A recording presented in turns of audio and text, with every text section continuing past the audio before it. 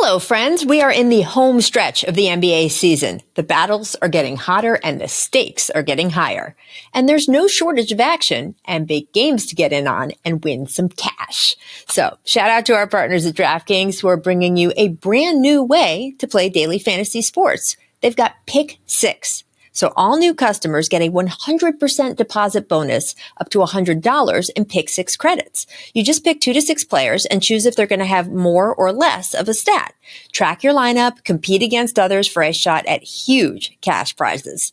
Getting started is simple. Just download the DraftKings Pick 6 app, sign up using my code, BULLYBALL. That's right, with code BULLYBALL.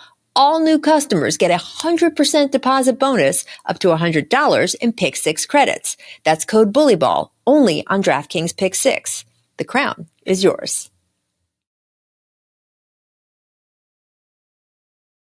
All right, listen up. I'm going to let you guys in on something right here, and you can thank me later. My go-to app for getting game and concert tickets is Game Time. Game Time has the best layout and is by far the most user-friendly. See, the layout is a realistic view of the seat, and their customer service is top-notch. The founders of Game Time, well, they must have had the same frustrations that we run into when we're buying tickets. That's why they created it, because it really is the best ticketing app out there. You just pull up the Game Time app, and then you can see that here in LA, say, you've got the Warriors playing the Lakers this weekend, and they show you which seats have a flash deal, which ones are up to 10% off. Or like for concert tickets, concerts I want to go to, I just pick the section and I can see the view from the seats. Game Time picks the seats for me for the best price. And I know if I find tickets in the same section and row for less, Game Time is going to credit me 110% of the difference. So you can take the guesswork out of buying tickets with Game Time. Download the Game Time app, create an account, and use the code BULLYBALL for $20 off your first purchase. Again, download the Game Time app and use the code BULLYBALL for $20 off. Download the Game Time app today. Last minute tickets, lowest price, guaranteed.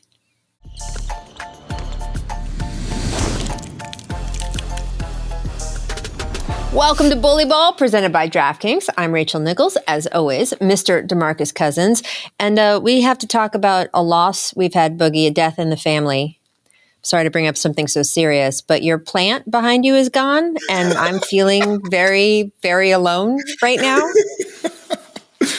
I don't know what to say. It's been a mainstay of my Mondays for quite some time now, and now you got some artwork behind you. I don't need culture. I need the plant. Man, the plant needed a day off. You know, it is still in rotation. Oh, now the plant's resting? Now the plant's load managing? Load management, absolutely. Needed. So plan to be back soon, taking a couple days off, vacation time, things like that.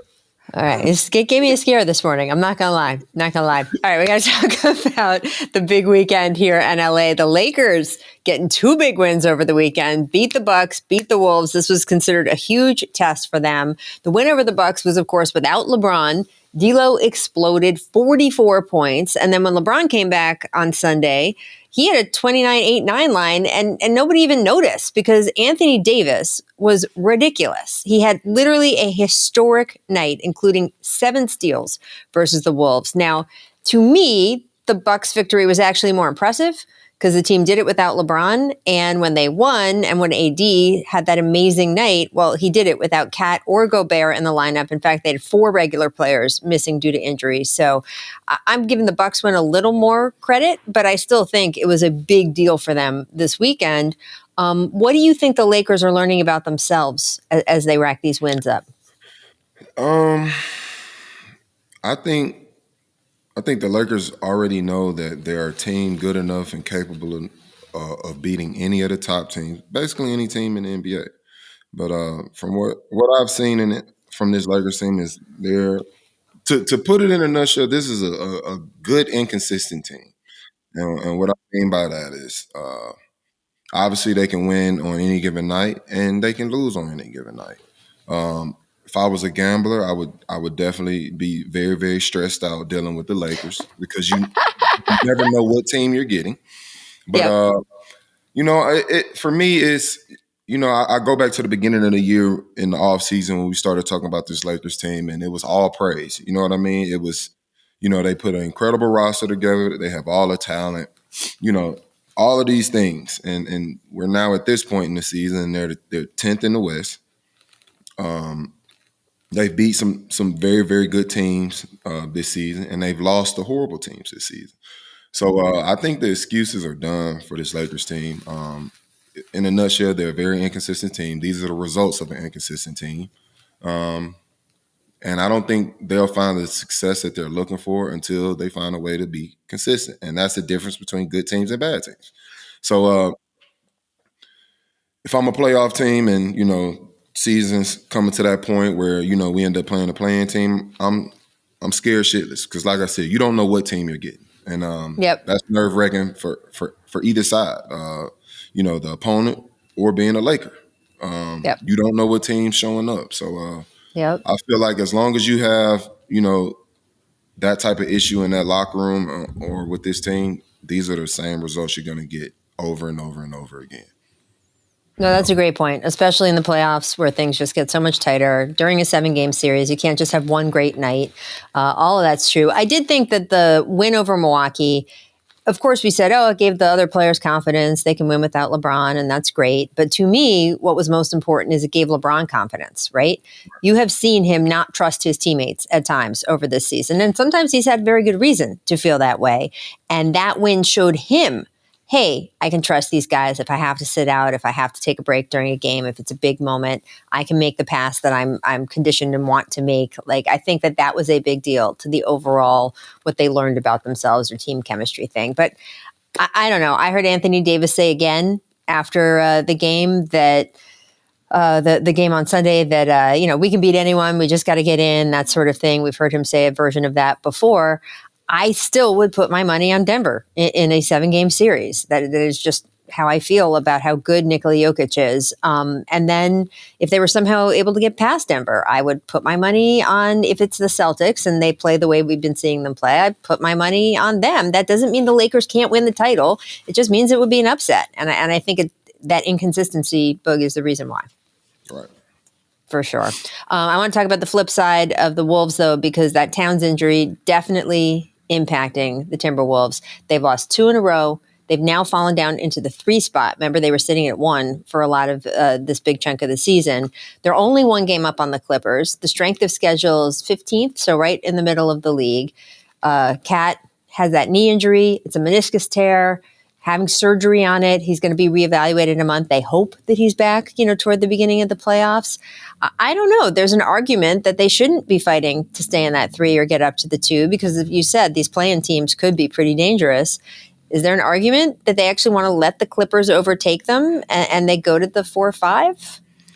With the way the West is this year, it doesn't really matter what team you face. You're going to have a very, very tough matchup. So, in the past, it's situations where, the West might not have been as strong or the standings weren't as strong. And, teams can kind of flirt with, all right, maybe if we lose the next 2, we can play this and play this team first round, guarantee us in the second round, management and the top of the organization, they get to save their job. They look good in front of the owner. The bullshit that comes with the business. But yeah, when it comes to this season and the way it's going, there is no easy route out.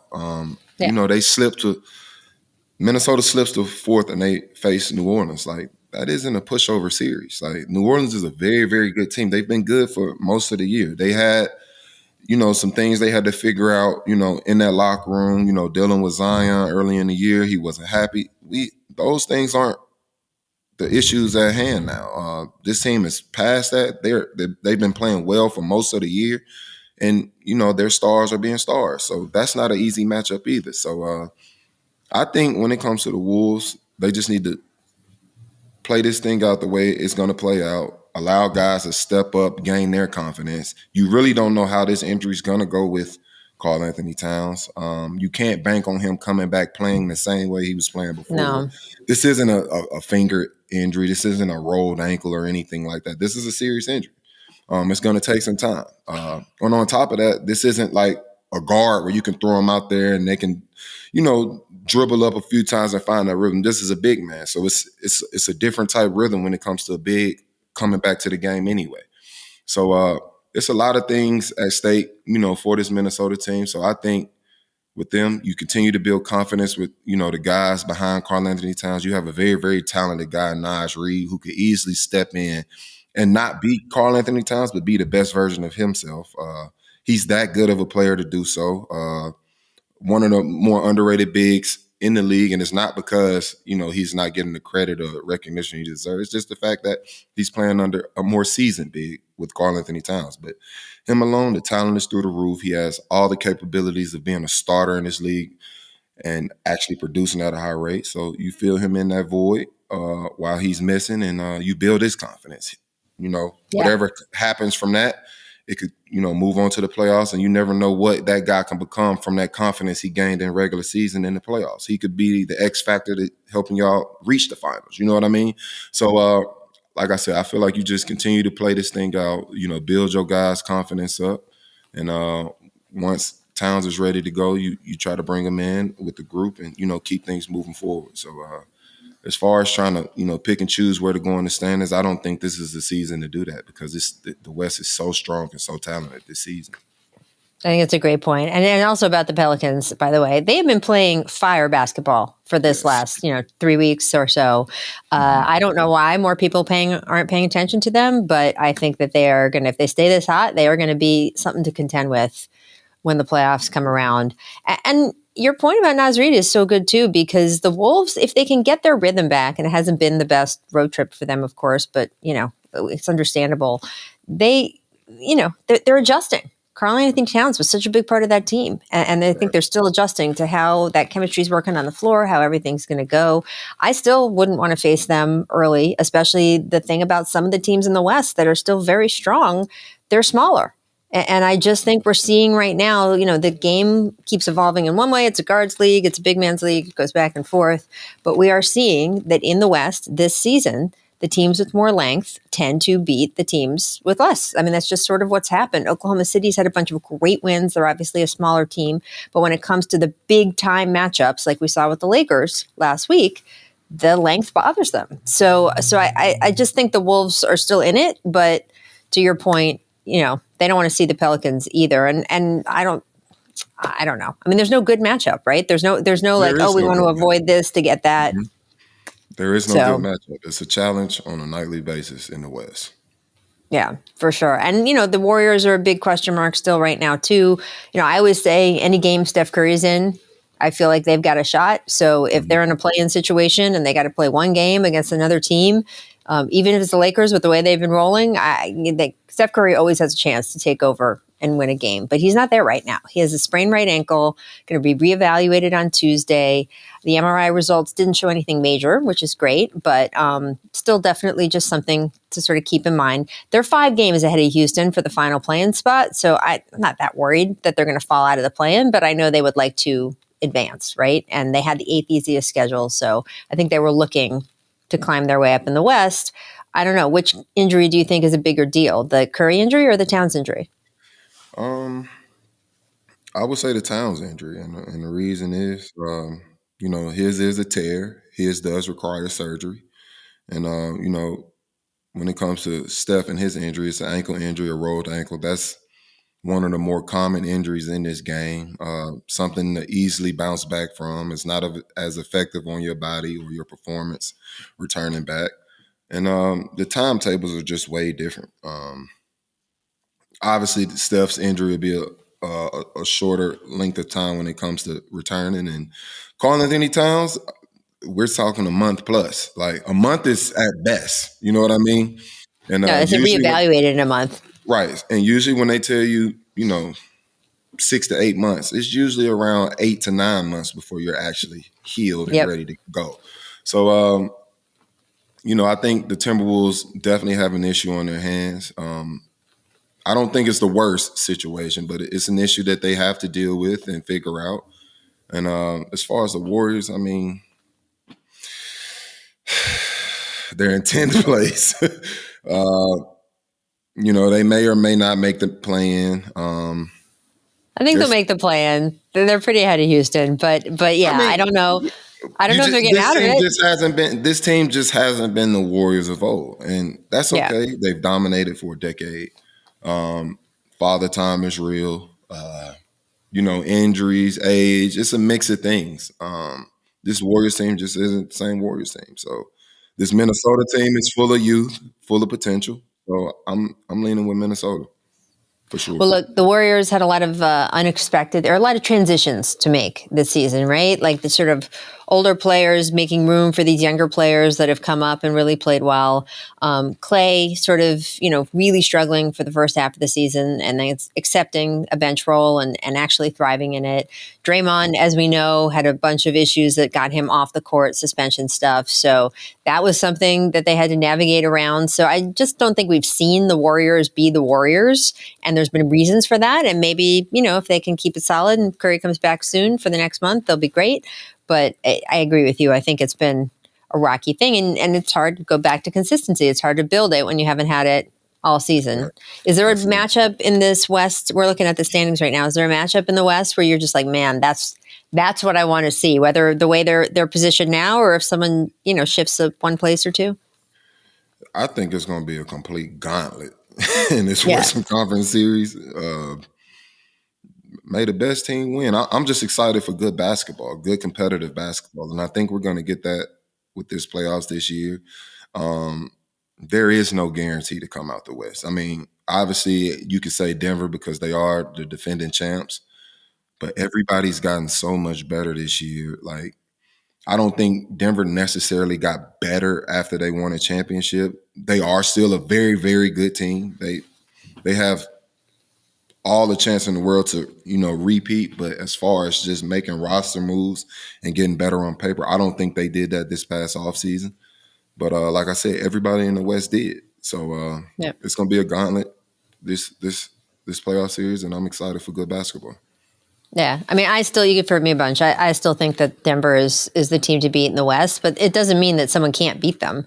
And to your point, a bunch of these teams got better. Right. So I think any first, second round matchup in the West is going to be fire. I think it's going to be really, really good. So I'm excited for that. The East, we got to wait a round or two, but still, they'll be there. The Bucks are going to be a very interesting playoff team in the East. They needed that road win Sunday. They got over the Clippers. Giannis and Dame combining for 69 points, 21 assists. I should mention, though, Paul George and Kawhi Leonard were not playing in that game. Still, the Bucks, they've won 7 out of 10. They're in the number 2 spot with the Cavs in the East, and I just think that they are shaking out as this number 2 team. Donovan Mitchell is out now again for a while and all that stuff. So I guess the bigger question about the Bucks, the question that has been at the forefront since they made the trade is the Dame Giannis combo finally clicking the way you expected it to? I mean, there's certainly more pick and rolls with the two of them than there were under Adrian Griffin. I mean, I would say this. It sounds crazy to say, yeah, they're now clicking like they haven't been a top 3 team the entire year. Like, I just don't understand this narrative over this Bucks team. Like, we know when Griffin got let go, they were a playoff team. They were top 3 in the East. So it's not like it was a firing to where, they weren't playing at a high level or to our expectations. They actually have been playing good basketball all year. Has it been the prettiest basketball between their stars? No. But that's what happens when you bring in a major piece like a Damian Lillard to fit with another major piece in Giannis. So it's going to take time for those guys to build chemistry and figure out their flow. And it's been a lot of ups and downs with this Bucks team. Not only did they bring in they're trying to mesh 2-star pieces. You did a coach firing midway through the year. That's a huge adjustment for any team. So, they're finding their flow. Once again, I got to give credit to Pat Bev. I'm sure he's in there holding guys accountable, using his voice, bringing that, that great energy into the team. I saw him Sunday. He was doing all the stuff. That helped. Yes. So I think everything's just coming together for this team, not only, before playoffs, but just at the right time. It's still giving you time before playoffs to continue to build this chemistry and flow. So, they're on the right path. They're obviously one of the top duos in the league. We can easily say they're a top 5 duo, maybe top 3. They have. Who do you think? Who's your top duo?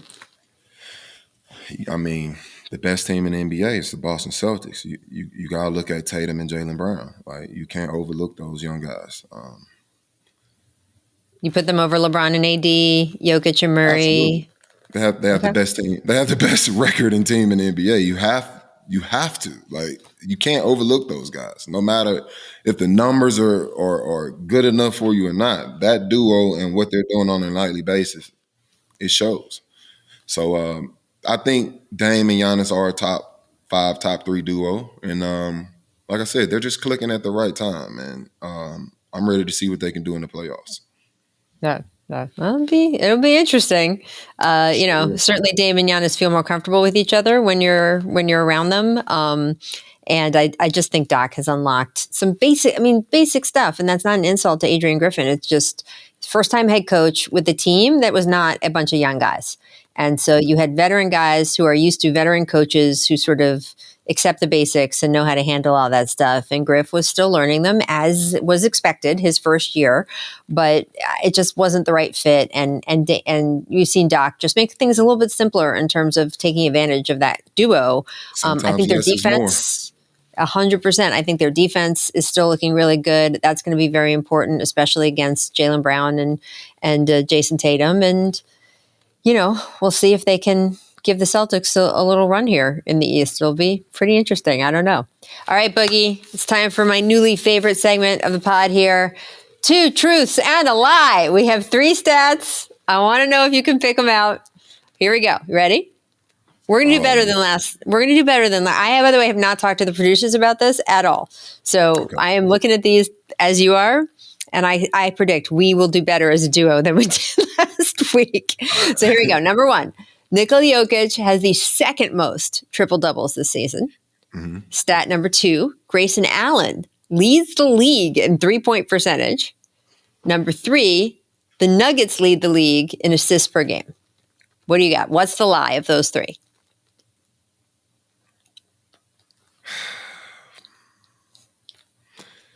I know Nikola Jokic has the most second because Sabonis has the most this year. Mm-hmm.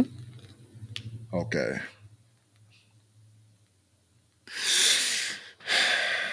And I'm going to go with the Nuggets lead the league in assists per game as another truth.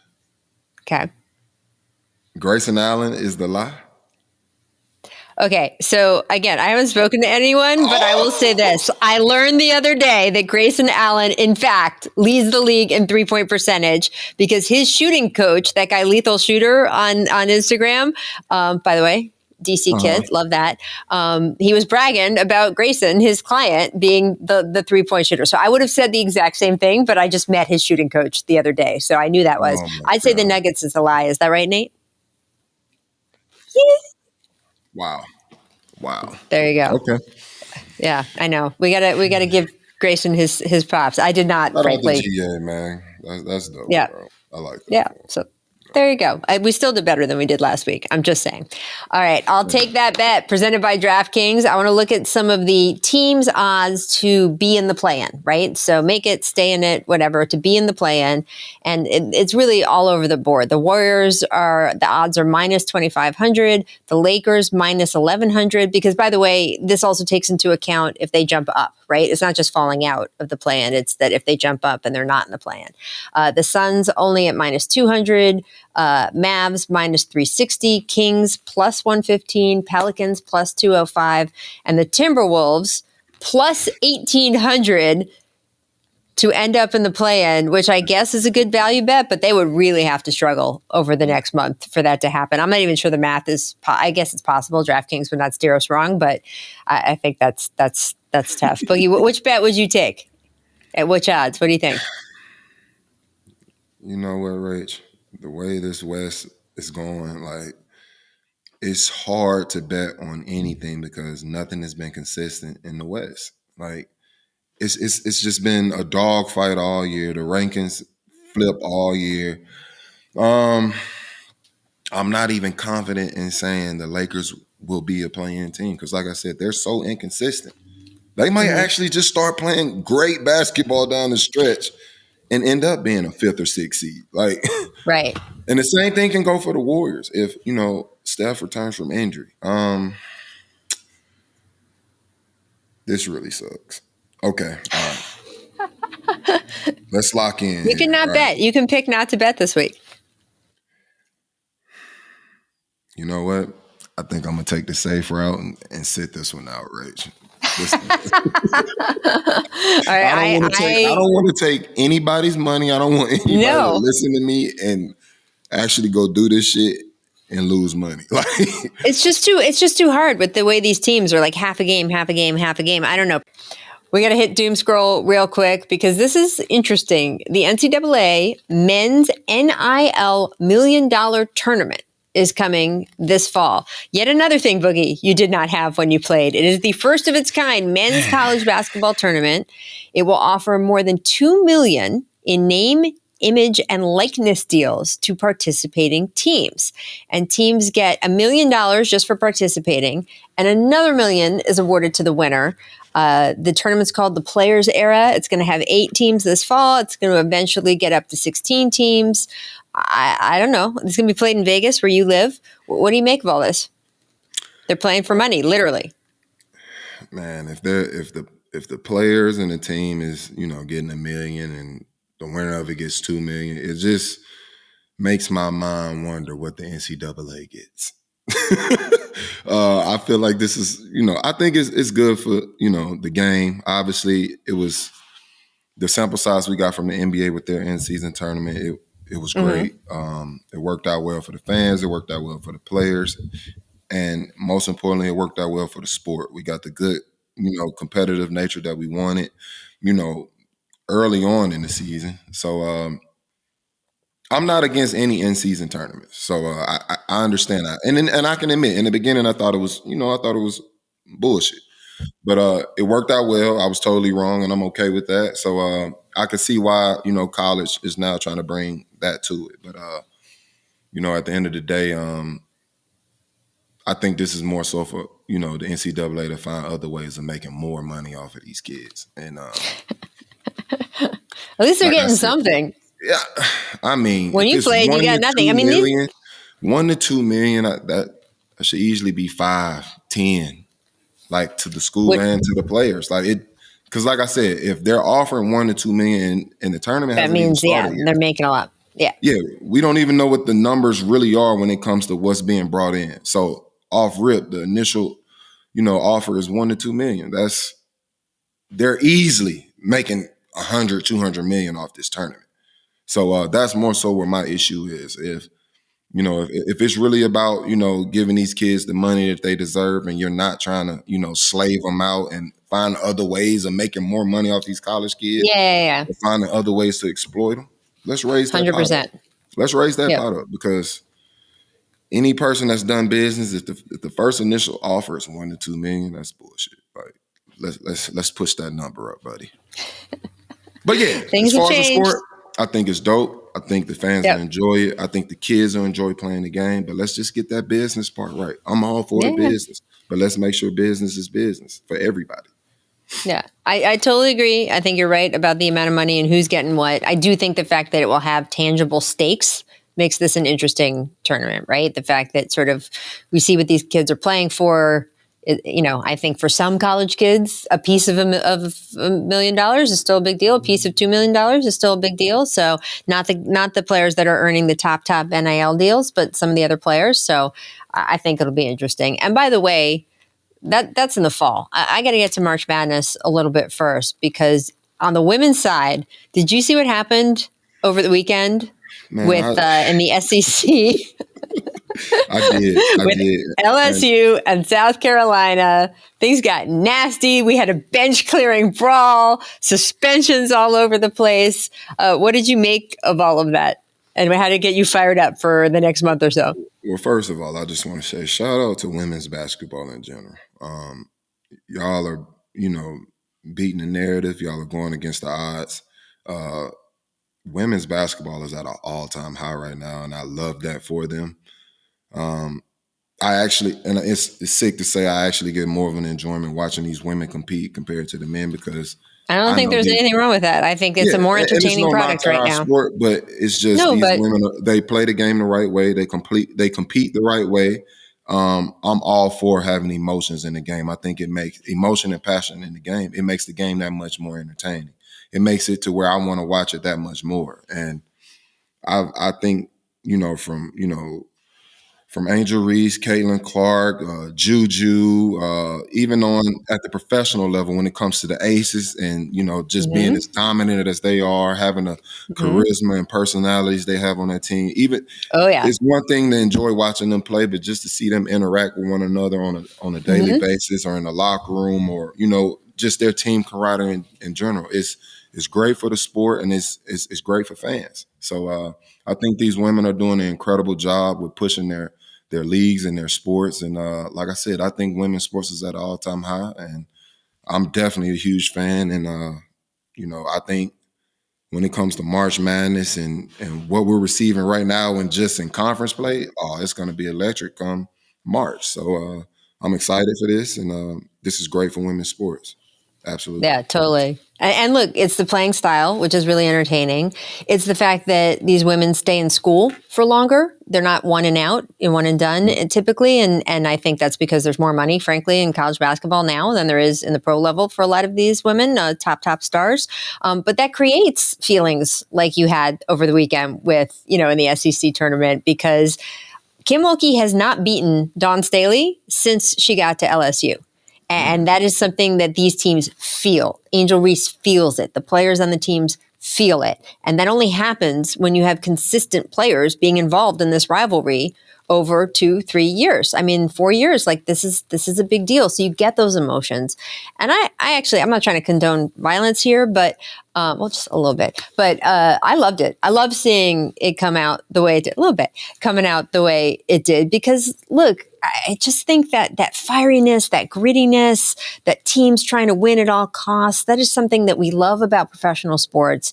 And it took women a long ass time to convince society that they deserve to be able to have those feelings too. Yes. We want to feel what it feels like to fight for every inch and all of that stuff and get down in the mud and play hard. And I think that it took a long time for women to even be allowed to have those kinds of feelings and win those kinds of games. And we are still fighting with a segment of society. Women's sports, as you say, is at an all-time high. And I think educated sports fans knows just how entertaining it is to watch the women's college game. You still have a segment of society, though, who just kind of pictures them, skipping up and down the court, la-di-da, kumbaya, hitting long jumpers and not really getting into it. And I love that this sticks in those people's faces, too, that that's not what is happening here. There are real stakes. There are real emotions. These teams are fighting. They're two of the top teams in the country. They may very well, they could square off for the title in the NCAA tournament. So I love to see it. I thought, no one, fortunately, no one got seriously hurt. It would be different. And I understand that line is thin, but I just love that those women got to experience those emotions and that people got to see those emotions and just know how real this is and how feisty the tournament's going to be. Absolutely. I agree.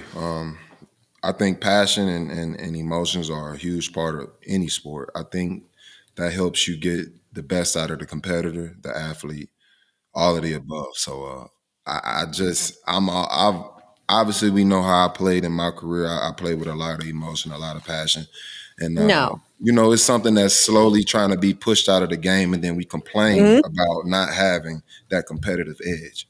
Well, when you allow humans to be humans, and obviously we're not trying to take it overboard. We don't want any, Indiana Pistons type situation where it gets out of hand. Obviously, we don't want that. But at the end of the day, we want, the product on the floor to be at its best, competing at the highest level, and actually showing that they care every possession in every game. And allowing these emotions and passion in the game, I think those are the results that you get. And just to kind of speak a little more onto, the LSU South Carolina situation. When it comes to the young girl Flau'jae and her family and the things that happened when it came to coming out of the stands, it's just like, well, one, you got to understand, the severity that comes with that. Like, I get it. Like, that's family. I'm big on protecting family, so I understand that part of it. But also when it comes to protecting family, you got to protect the long-term part of it as well. And in that moment, you could have easily destroyed her long term. You know what I mean? Yes. So totally. It's not just about protecting your family in a physical way. You got to protect them in every way possible. So like I said, I get it. I understand the reaction, and you can't tell anybody how to react in the moment. But when it comes to protecting your family, bro, like protect their future as well, protect her long term as well, because that situation could have easily got out of hand and not only embarrass you, but harm your family member in that same moment. And it's just kind of a weird thing to see a man jump out there with, women kind of being in that situation. And the first thought is like, well, what were you going to do? You know what I Yeah, it's mean? never Like, okay. 100%. it's You're just gonna not start okay. hitting these women? Yeah, Yeah. like it's not okay. And hey, I would have been, and thank God he didn't. Like, I'm Yeah. glad he was restrained enough, to They do it got the him right pretty way. quickly, the brother, Yes, right? It was his but brother. It was her brother, initially right? it's just like, what were you gonna do? What were What your was dude intentions? thinking? Yeah. Like, and it's one thing to jump down and start de-escalating, separating the women, but even in that situation, it's like you're putting your hands on That's women. not your job. It's That's not not your your job. job. You're not security. It's not even your event or situation. Nope. So, I just hope, moving forward, like that doesn't happen again. And I just want to put that, seed in mind. Like, you want to protect your family long term and not just in the moment. You know what I mean? So.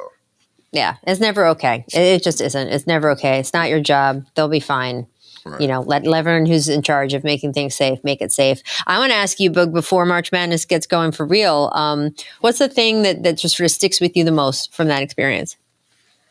Oh man, just one, the excitement, the energy, the butterflies. I mean, you see One and done, baby. yeah, the fan support is unreal. Like, I've never seen anything like it.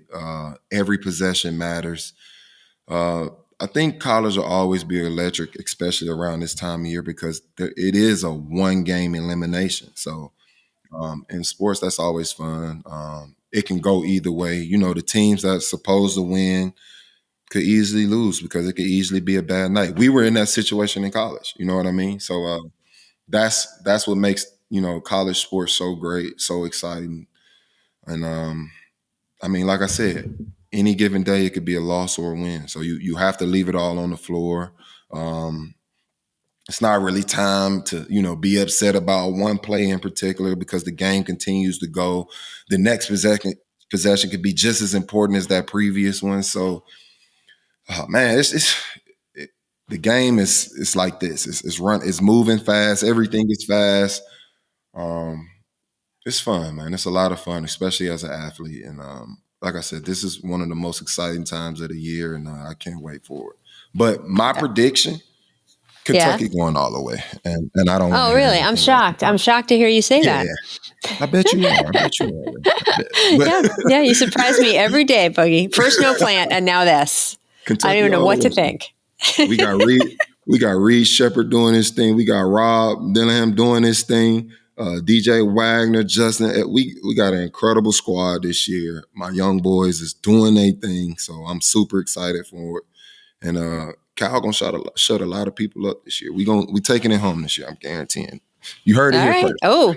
Oh, I want that piece of tape. We're taking it home this year. I'm guaranteeing. All right. Well, we're hoping to have Coach Cal on the show soon. We'll play him that clip as well, so he knows you've got your support.